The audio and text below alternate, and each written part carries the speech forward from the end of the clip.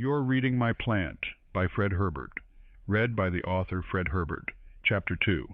Okay, Gregory Stevens. Bye. That's what it is.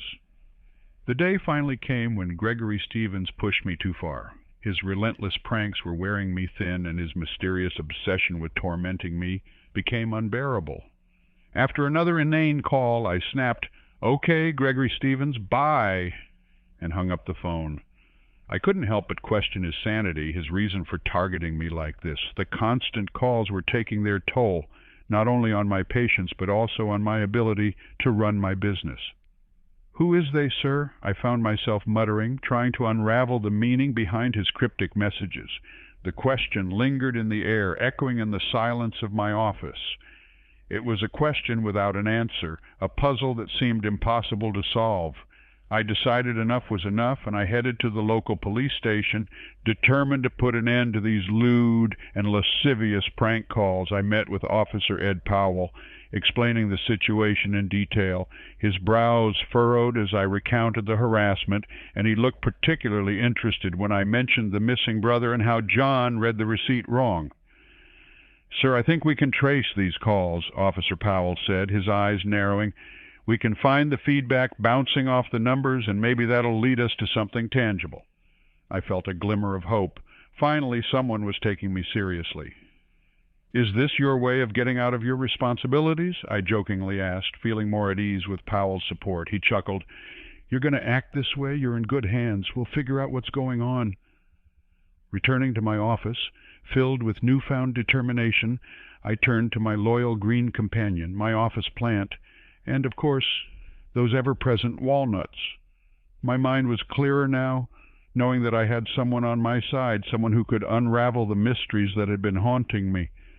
As the days turned into weeks, Officer Powell and I worked together to unravel the twisted web spun by Gregory Stevens. We discovered hidden connections, shadowy figures operating in the background, and evidence of a conspiracy that went far beyond mere prank calls. But just when we thought we were getting close, the trail went cold. Gregory Stevens seemed to have vanished into thin air, leaving behind nothing but a string of riddles and unanswered questions. The connection between the prank calls, the missing brother, and the mysterious receipt remained elusive, a puzzle that seemed impossible to solve. Despite our best efforts, the answers remained just out of reach, hidden behind a veil of secrecy and deceit. But I wasn't about to give up. Gregory Stevens had started this game, but I was determined to finish it. I looked out my office window as the day came to a close, a bag of walnuts by my side, and a determined glint in my eye. The game was far from over, and I was just getting started. As I settled into my chair, the phone rang, breaking the silence of the evening.